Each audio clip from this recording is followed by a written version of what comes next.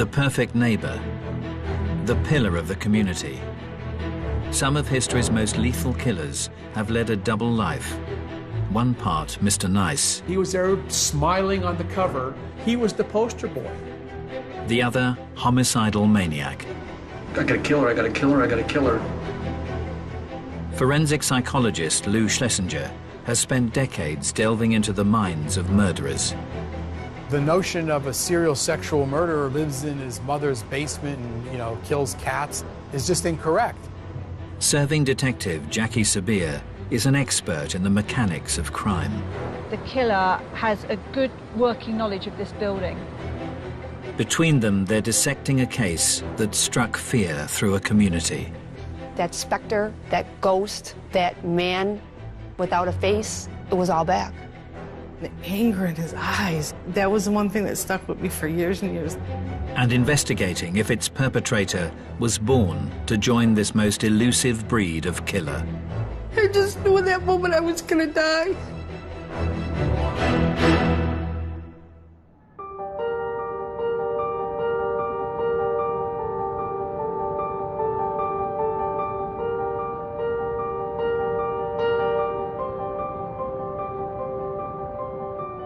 With over 20 years' experience in homicide, Detective Jackie Sabir has headed up some of Britain's most high-profile murder cases. She's in the suburbs of Buffalo, the unlikely site of a crime that sent shockwaves through western New York. One of the really special and exceptional things about Buffalo is actually the stability of the community here. People feel safe, and people that grow up here often come back here to raise their children. There's a good standard of living, there's stable employment, even through some very difficult economic times. And nowhere is this sense of tranquility more apparent than in the idyllic neighborhood of Amherst. Amherst has been voted one of the safest communities in America. It's a picturesque community, a community of affluence. It's where most families aspire to move or live in. Just a very nice place to live and to raise kids. Each year, the beautiful setting also attracts over 30,000 students. It's home to one of the largest universities in New York State, University of Buffalo. As most campuses do, it has a jogging or biking trail fixed to it. It runs along Elka Creek, and it's a beautiful paved trail that you can run, bike, rollerblade. During the fall of 1990, second-year communications student Linda Yalem had been making the most of the green open space.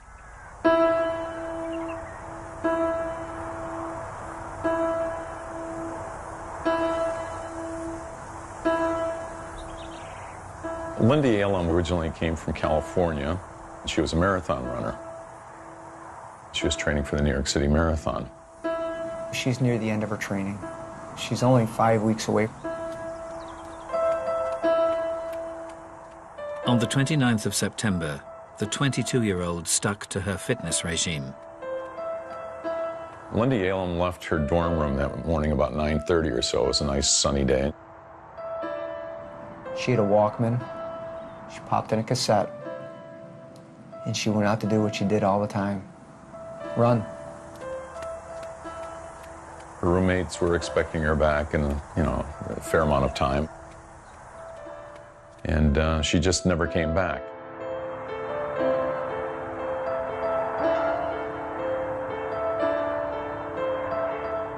An extensive search was launched along the bike path where Linda was known to have been running.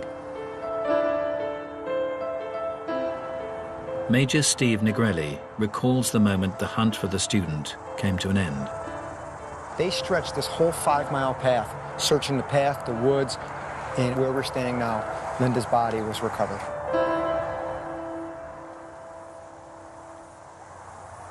She was shrouded with her sweatshirt covering her torso.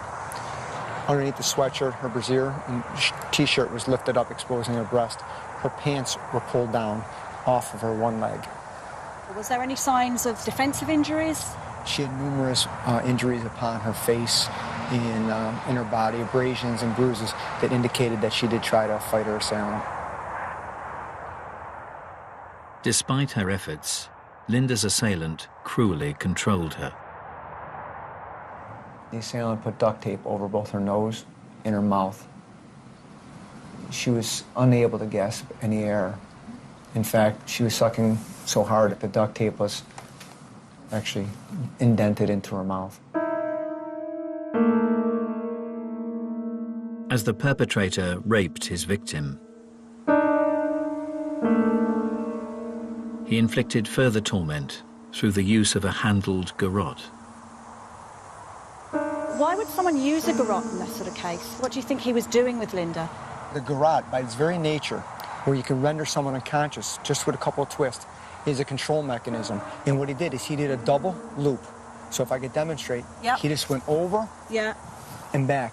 And just by one hand, because now he had both broomsticks in his hand, he's able to tighten the garrote and bring his victims in and out of consciousness. They left signature garrote marks, ligature marks across her neck. You're very close to your victim. You're going to be looking in their eyes, aren't you? You're going to be able to see what you're doing to them, aren't you? That's correct. Forensic psychologist Lou Schlesinger has analysed the minds of some of history's most twisted serial killers. For him, the torturous technique carried out on Linda Yalem raises huge concerns.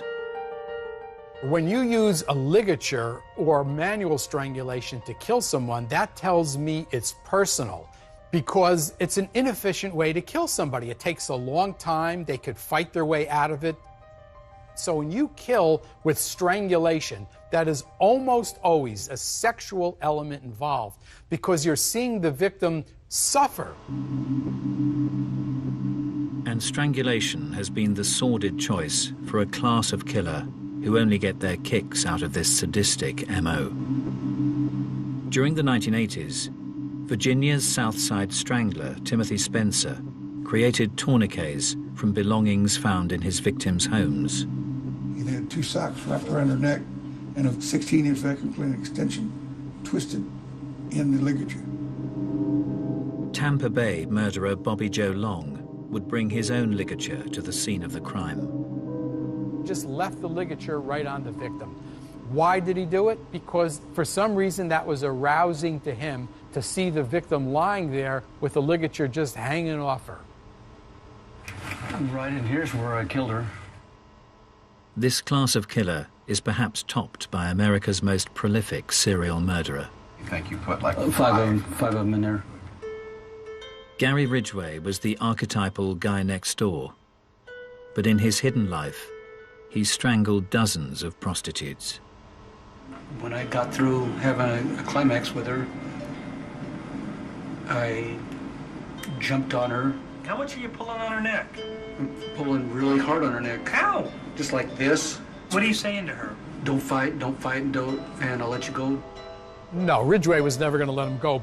He got him in the strangulation hold, and he basically said to them, if you relax and just let me go through my little sexual thing, I'm going to let you go. And when she relaxed, he then strangled her and killed her. I'm feeling, I gotta kill her, I gotta kill her, I gotta kill her.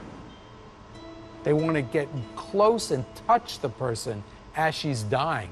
This is what's stimulating for all of these individuals, like Gary Ridgway and Long, and so many of them who kill with that method.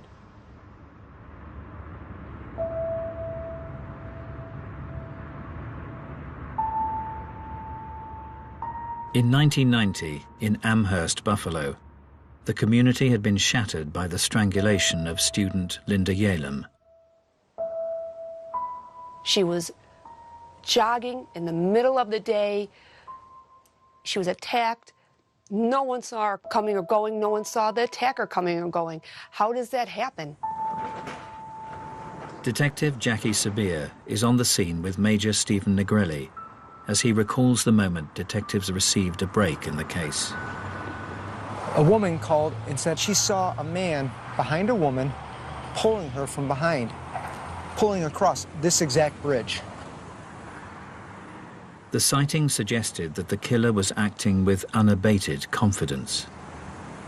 This is a Saturday in the month of September.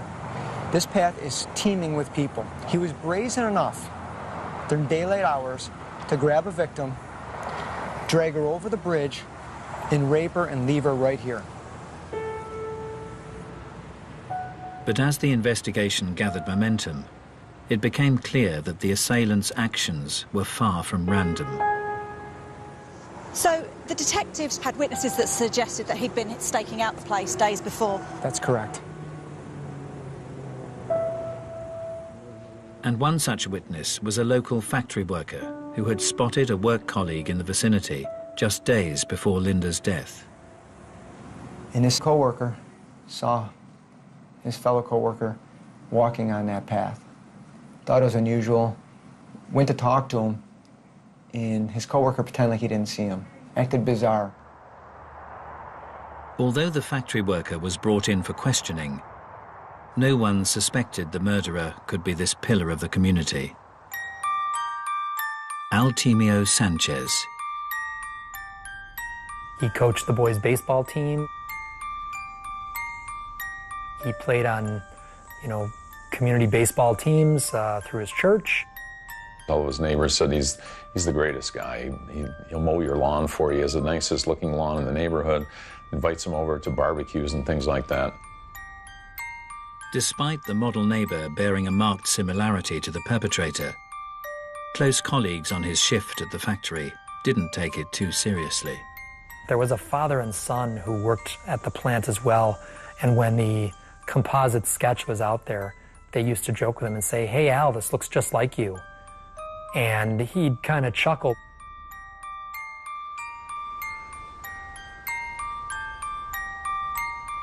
The residents of Buffalo couldn't imagine that the perfect husband and all-round good guy was concealing a double life.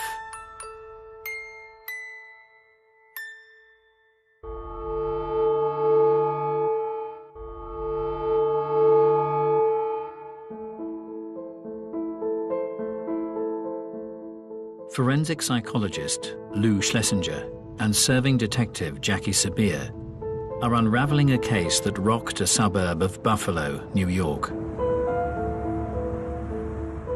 In 1990, Amherst student Linda Yalem was sadistically raped and strangled on a local bike path. For Jackie Sabir, the killer's movements reveal a meticulous operator. This is an incredibly open public space, so for him to have the confidence to have staked out this location, knowing that he wouldn't be disturbed, starts really raising the levels of anxiety of the detectives. This wasn't a spontaneous assault. This was premeditated. And it appeared the calculated killer may have struck before. His technique resembled an MO displayed in a series of sex attacks, perpetrated by a character dubbed the Bike Path Rapist. The Bike Path Rapist first became known to me when I was a teenager. A girl from my high school had gotten raped. He would prey in areas where there were either high schools or recreational areas that would, younger women would typically utilize. He was using a knife, he was using a gun, and then he started using the double ligature garrote. The period of attacks was so prolonged, Lisa Redmond's childhood memories would be brought sharply into focus as she pursued the rapist as an investigator. Did he cause any other injuries to the victims? Was there any other violence other than the actual sexual offence? One of the rape victims managed to get her fingers underneath the garrote, and he was choking her so hard it actually bent her fingers, and years later she showed me her fingers were still bent. The sex attacker cast his net wide over Buffalo's green open spaces. So we've got rapes down in this location in the south, we've got rapes here, we've got the University of Buffalo where Linda was killed, yes. So we've got a homicide up here. We've got clusters of locations where offences happen. These you would not know unless you had knowledge of that area. He's tailoring his crime and his location to his victims.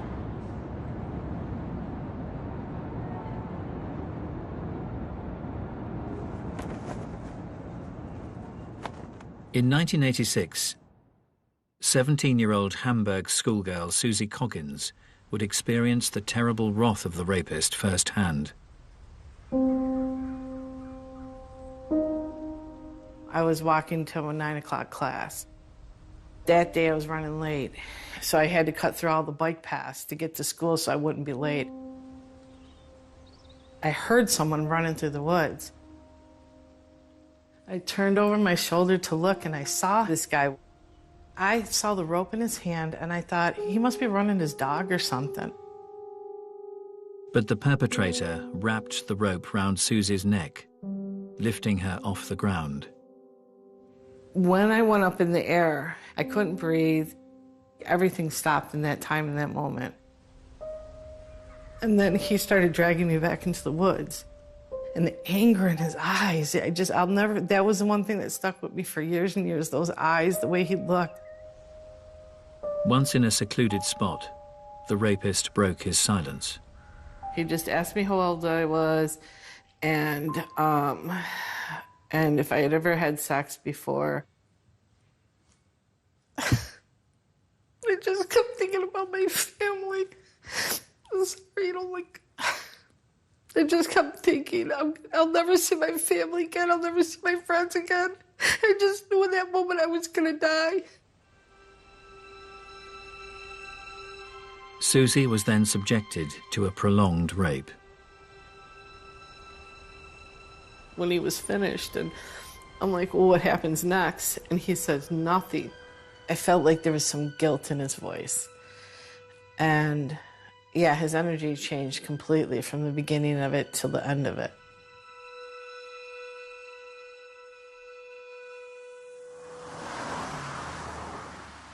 As police desperately pursued the rapist, charismatic factory worker Artemio Sanchez was as popular as ever. He was a jock.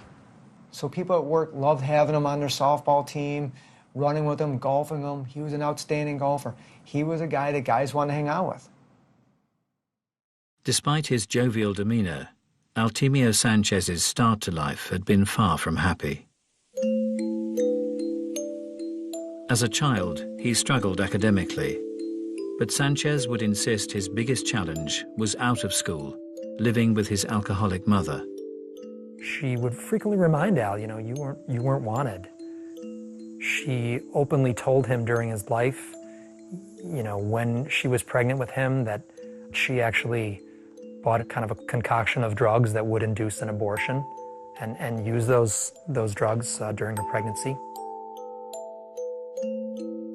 The unwanted child had been born into a turbulent home in 1958 in Puerto Rico. He was one of 4 children.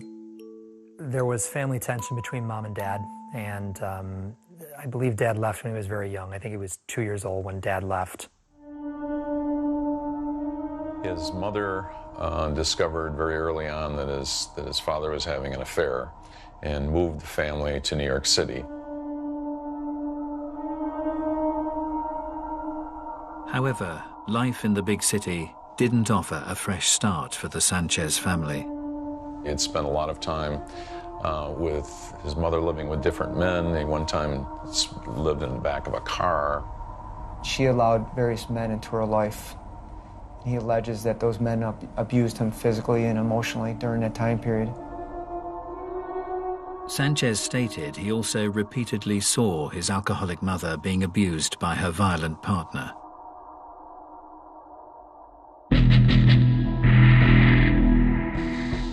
For forensic psychologist Lou Schlesinger, a child witnessing aggressive behavior against his maternal figure can have devastating consequences in later life.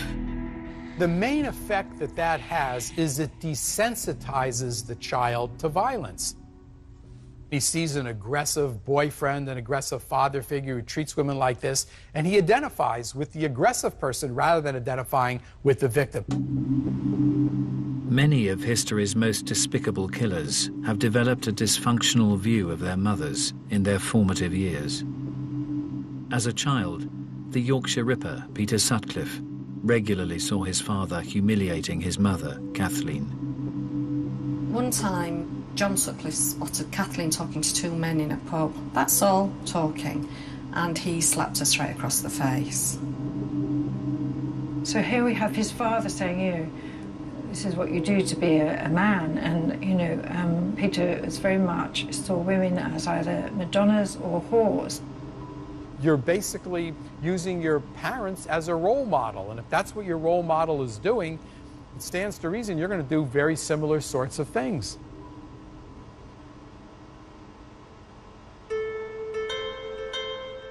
But this crucial mother-son relationship can be affected in other ways. Serial murderer Gary Ridgway's maladjusted view was at the other end of the spectrum.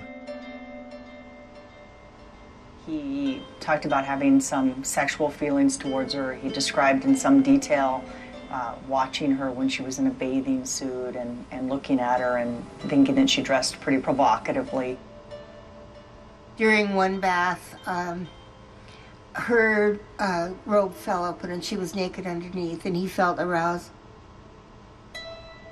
Gary Ridgway is an individual whose mother was very sexually provocative in an overt sense. There's nothing more devastating psychologically for a boy to see that type of behavior in his mother. It usually doesn't end well at all.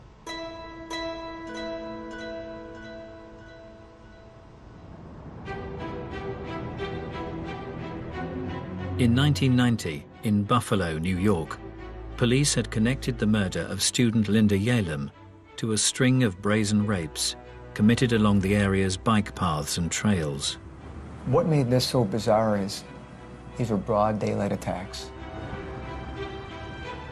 But then, for the next 2 years, the brutal crimes ceased. Poof. He vanishes off the radar.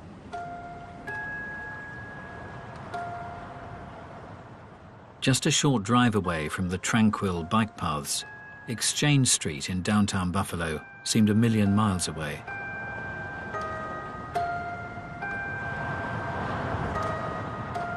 The red light district was worked by prostitute Majane Mazer. Majane Mazer was turning tricks. Sometimes she would stand on corners. A lot of times she would give her number to people and they would call her. But on an October night, the vulnerable 32-year-old was picked up by the wrong man. A John called her. She went out to the curb, got in his car, took off. She was never seen again. Okay, so this is the actual building. Right up to the fence line is where Majane Mazer's body was found. Bless her. Detective Jackie Sabir is joining Lisa Redmond as she revisits an industrial wasteland that in 1992 was the site of a horrific murder. A man actually picking wildflowers found her in the brush. It was not clear like it is now. It was overgrown, and her body, not only was it camouflaged by the foliage, he actually put a piece of corrugated plastic over the top of her.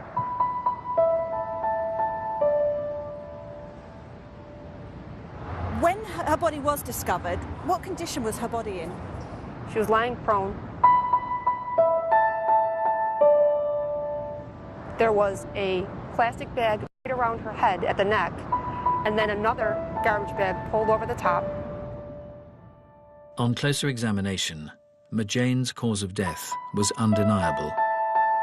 There was evidence of ligature strangulation on Majane. She had the double ligature marks on her neck, but due to the circumstances that she was a prostitute, that she was covered the way she was, the investigators at the time did not put two and two together that she was a victim of the bike path rapist. Did the detectives form an impression of who could have done this, though? What type of person would have done this? They thought that it would be someone that she knew or was familiar with because of the way the person had painstakingly taken the time to try to hide the body.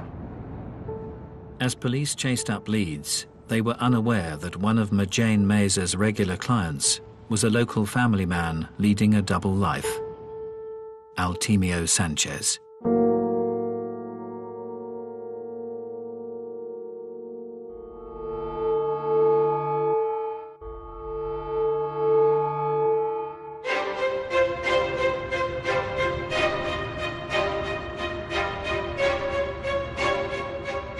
In 1996, in the green suburbs of Buffalo, New York, 6 years had passed since the murder of Linda Yalem. In the wake of her tragic death, the local community was determined the young student would never be forgotten. Because Linda was a runner, there was something created called the Linda Yalem Memorial Run. It's an annual event, and it's to raise awareness about women's safety issues. Before the race would start, there would be a moment of silence, and then a bagpipe would lead the runners down to the starting line. Amongst those taking part in September '96 was competitor 635, local man Altimio Sanchez.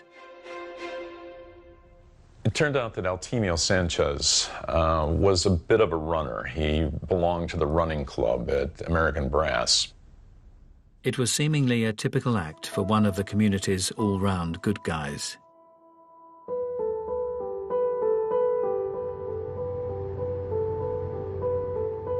Detective Jackie Sabir has come to Cheektowaga, the neighborhood in which Altimio Sanchez set up home with his college sweetheart 10 years previously. Cheektowaga is an incredibly safe, quiet suburb, low crime, and it's great schools. And that's why Sanchez and his wife picked this location to raise their family. He had 2 sons. He was very involved in his community. Nothing remarkable about him. He just seemed like a neighbor. He was the guy that, when snowfall came, he'd be out there with his snowplow plowing out your driveway. He was a member of his local church community where he was coaching the softball league. His family were well known. He was here for a long time, so he'd established ties. In his working life at a nearby brass factory, Sanchez was also well liked. Fellow worker Ken Chakai would regularly chat with the forklift driver as his night shifts drew to a close. And your first impressions of him? He was just a normal guy? Normal guy. Very nice guy. Soft-spoken. I can't say anything bad about him. Was Sanchez ever in trouble at work, or were there any issues? He was a good worker.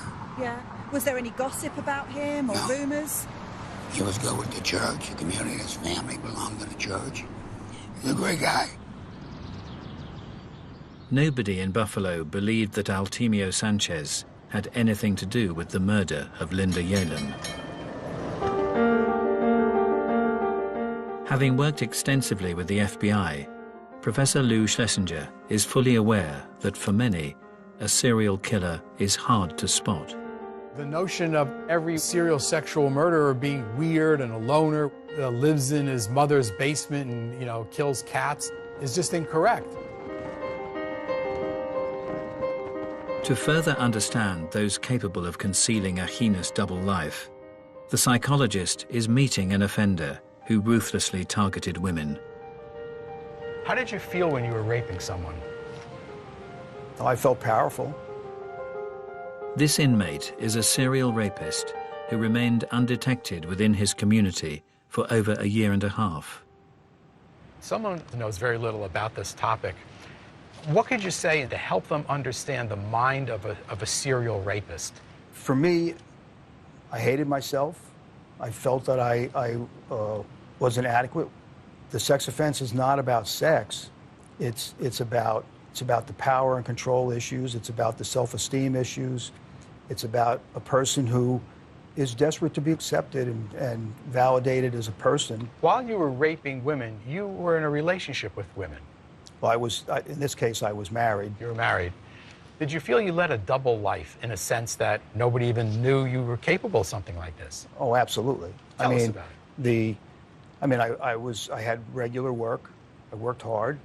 I was responsible. I enjoyed activities with other people. When different people that knew you from the community and whatnot realized what had happened, were they pretty shocked? Oh, yeah. Yes. Didn't have a clue that you were capable of this. In fact, I remember the prosecutor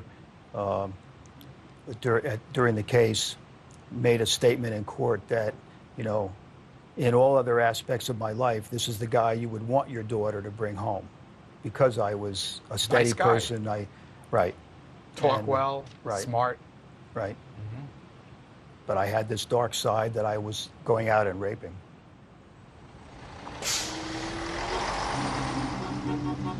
In his work as a profiler, Professor Lou Schlesinger has also experienced this chameleon-like ability in a class of killer that remained invisible to all around them. There's a large group of serial sexual murderers who have families and are married and work and have friends and acquaintances. She got sick, got her a glass of water, comforted her a little bit, and then I went ahead and tied her up, and then put the bag over her head and strangled her. Over a 30-year period in Kansas, Dennis Rader murdered 10 people.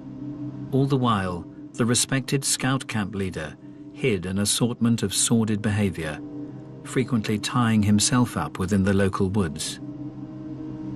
He was very big into autoerotica. What he did was to leave the campsite where the Boy Scouts were, and then he attached a camera on a cord and would take photographs of his accomplishments. Most people believe they can detect deviancy and particularly danger in others when they really can't in some cases. In Riverside County during the 1990s, model citizen Bill Suff's murderous identity was even more impenetrable. He was supplying equipment to the police department, the same police department that was investigating him. A homicide victim was found one morning when two of the investigators were with Bill, and their pager went off, and Bill made the comment to them, "Oh, did you find another body?"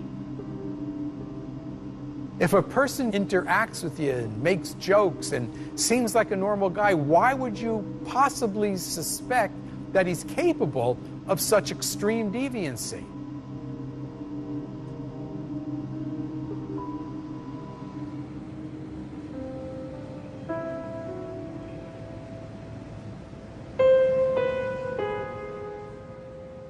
In 2006, in Buffalo, New York, over a decade had passed since the bike path rapist had last struck.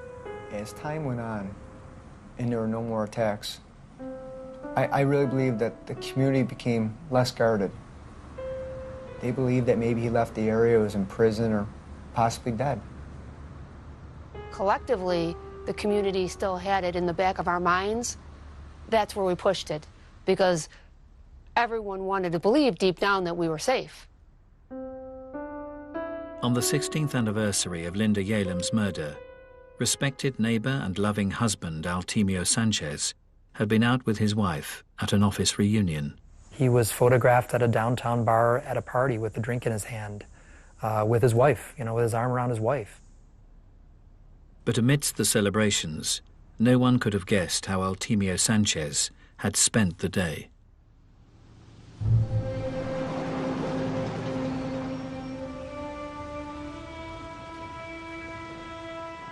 A few hours earlier, in nearby Clarence, it had been a typical Friday morning for mother Joan Diver and her young family. They sat at the kitchen table and they had breakfast together.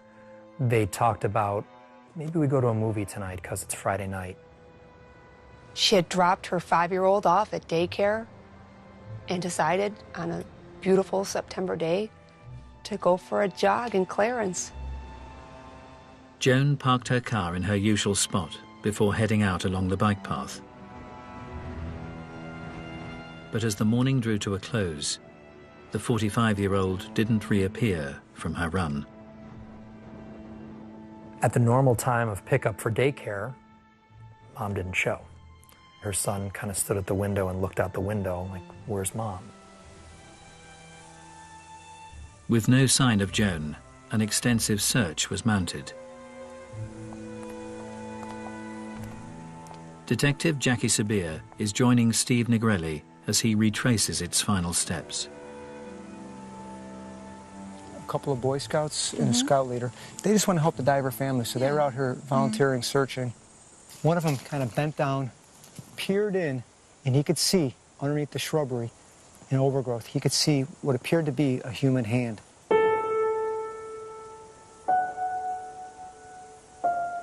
It was in fact Joan Diver. What did she actually look like when she was here? And she was laying on her back. Her pants were down. Her shirt had been lifted up, exposing her breast. You could see that she had been in a struggle. You could see that there were some marks on her body. Although not witnessed for over a decade, the method of murder had a chilling familiarity. Those distinctive double ligature marks on her neck. So even after the 12 years had passed, it's almost like a textbook copy of what happened before. All the MO was lining up. The time of day, a secluded bike path, a white female jogger, the ligature. Everything's going down that path. It's the bike path, it's bike path, it's bike path. As detectives discovered the victim's car had been moved, lab tests cast out any doubt that the perpetrator had returned. What came back was one droplet of sweat on the steering column where you put the key in. They were able to obtain DNA sample from that exact key tumbler. That DNA that was discovered was in fact the DNA of the bike path rapist. That specter, that ghost, that man without a face, it was all back. But as his reign of terror entered a third decade, the identity of Buffalo's elusive serial killer was about to be unveiled.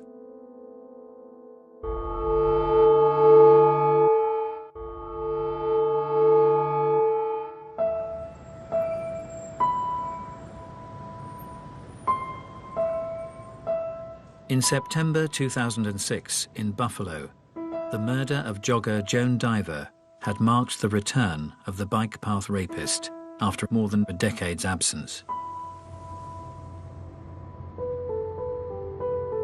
As a serving detective, Jackie Sabir is in no doubt as to the impact of this tragic development. To come back after a 12-year break would have been an enormous shock to the team of investigators, because you have to relive and pull all of those files again and start practically from the beginning. With a DNA sample indicating an Hispanic male, the list of suspects shrank down until an historic case left just one name. There had been a rape, and the woman had seen the rapist a few days later at the mall, followed him out and got his license plate. As the owner of the vehicle had a cast-iron alibi, the lead had drawn a blank. But years later, as police recontacted him, the owner admitted a relation had borrowed the vehicle. We said, who was driving your car that night? And that's when the first time we heard this name, and he said it was my nephew. His nephew's name has popped up a couple times previous in this investigation. He said it was Alcimio Sanchez.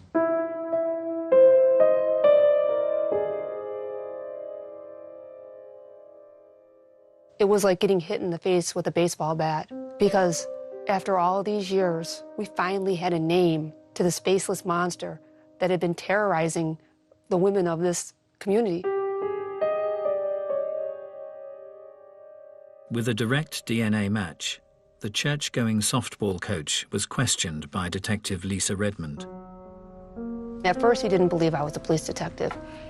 It made me show him my badge.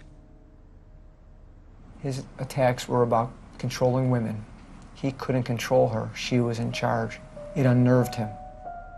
At one point, he said, "I think you're something else." And I noted that he said something, not someone. He referred to me as something. As news of the arrest spread, local residents struggled to comprehend the identity of the unmasked killer. Neighbors going on TV saying that we had the wrong guy, that we were wrong.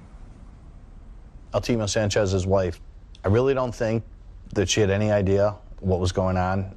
In the morning, he commits a murder. At night, he's with a work party with her.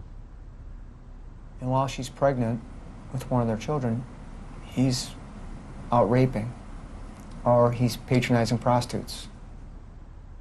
I don't think she saw any of this madness, that dark side of him at all. The factory night shift workers' colleagues were left equally mystified. When the news came that the bike path rapist was arrested, the one gentleman I interviewed said, "That's great, he's off the streets, finally."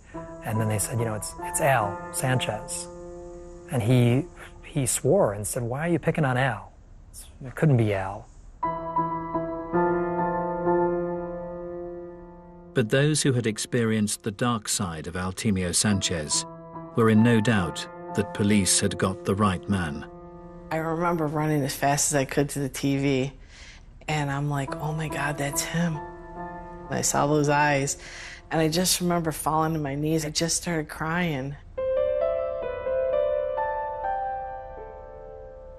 It was finally over. It was finally over. Basically, what we had was a monster living amongst us that we never realized was there. In court, Altimio Sanchez would be sentenced for the murders of Linda Yalem, Majane Mazer, and Joan Diver. He's looking like he's a broken man. You know, his head's bowed, you know, his hands are clasped in front of him. Such a slap in the face to see him play that role, because he absolutely was not sorry for any of his victims. He was sorry he was caught. Whilst Altimio Sanchez presented himself as remorseful, other killers who deceived all around them have played out their final acts of freedom in different ways. Gary Ridgway quietly faced his victims. How do you plead to the charge of aggravated murder in the first degree, as charged in count 5? Guilty. Dennis Rader reveled in detailing his heinous crimes. I got on top of her and then strangled her with a belt at that time. But to fully appreciate these cold-blooded killers, Professor Lou Schlesinger believes you have to look to the past. If you want to understand an offender, don't go by how he appears in court. Take a look at what he did. What he did tells you what the offender is really like. And Altimio Sanchez's brutal history undoubtedly bears the hallmarks of this most dangerous class of killer. The guy next door who was simply invisible. Sanchez shares a characteristic of many serial sexual murderers. These offenders are in a class of their own, in as much as those who see them in their environment, they don't see somebody who's mentally ill, who's psychotic, yet they all have a dark side, and they're extremely dangerous and extremely violent, although the average person doesn't see it.